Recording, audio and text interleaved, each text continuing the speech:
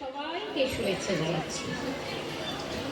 আমাদের এই স্টেজটা নিজস্ব নয়, কিন্তু এখানকার স্থানীয় যারা কর্তৃপক্ষ আছেন তারা আমাদের স্টেজটা ব্যবহার করতে দেন, তাদের ধন্যবাদ জানাই। আপনাদের সহযোগিতায়, বারাসাতবাসীর সহযোগিতায় আমাদের বিদ্যালয় 46 বছর পূর্ণ হয়ে 47-এ পদার্পণ করে গেছে।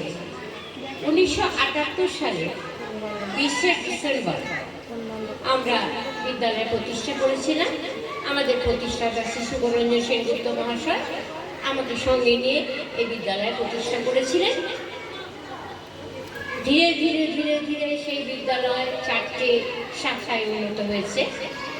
4টে শাখার মধ্যে আমাদের যে ইউনিট 1 অর্থাৎ প্রথম শাখা আনন্দপুরীতে যেটা ছিল, আগে ছিল পালবাদাসে প্রথম তৈরি করি, পালবাদাসের পেছনে, তারপরে আসলো আনন্দপুরীতে, তারপরে আমাদের নিজস্ব বিদ্যালয় ভবন তৈরি হলো।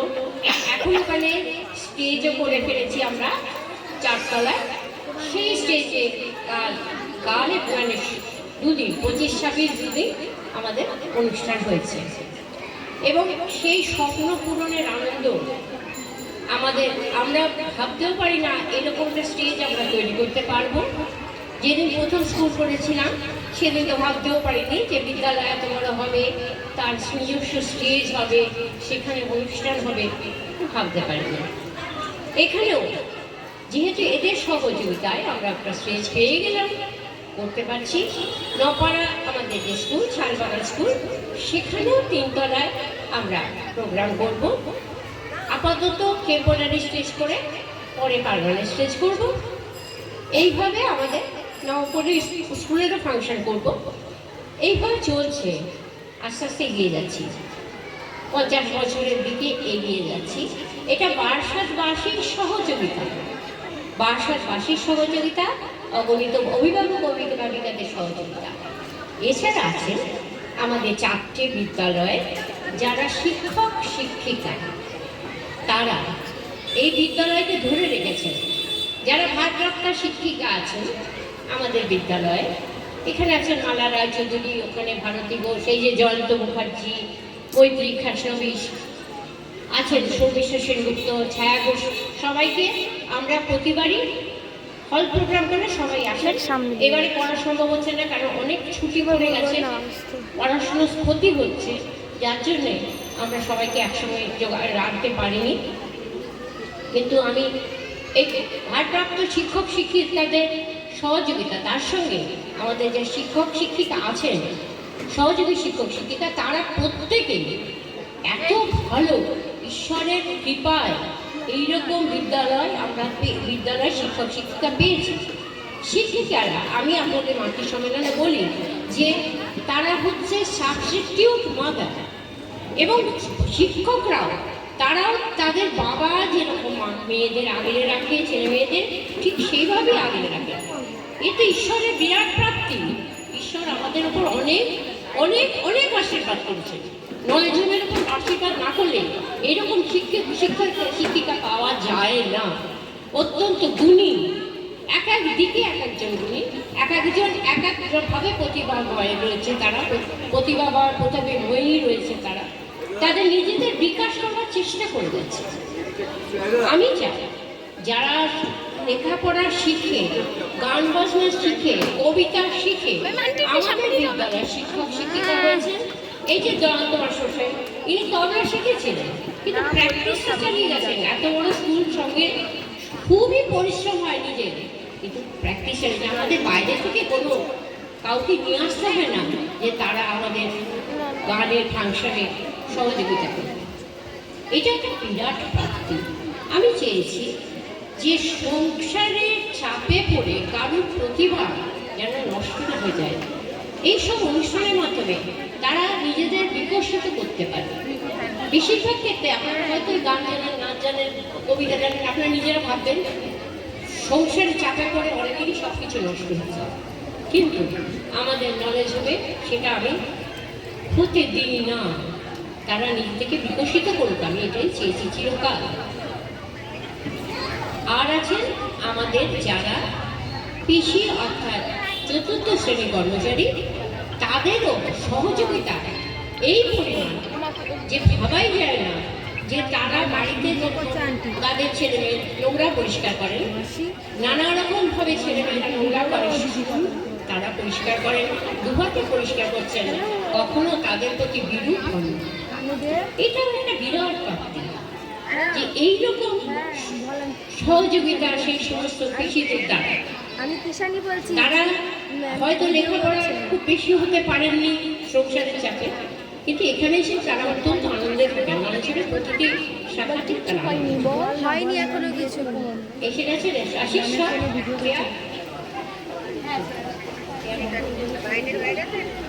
কারোরই হয়নি, বল না কারোরই হয়নি। এবারে আমরা শুরু করব অনুষ্ঠান। শুরু করি। এই সামনে তো বাসন্তী পুজো, অন্নপূর্ণা পুজো আসছে। আমি শুরু করি মায়ের স্তোত্র দিয়ে। সামনের সপ্তাহে তো মা অন্নপূর্ণা পুজো, বাসন্তী পুজো, মায়ের স্তোত্র দিয়ে তার আহ্বান কামনা করি।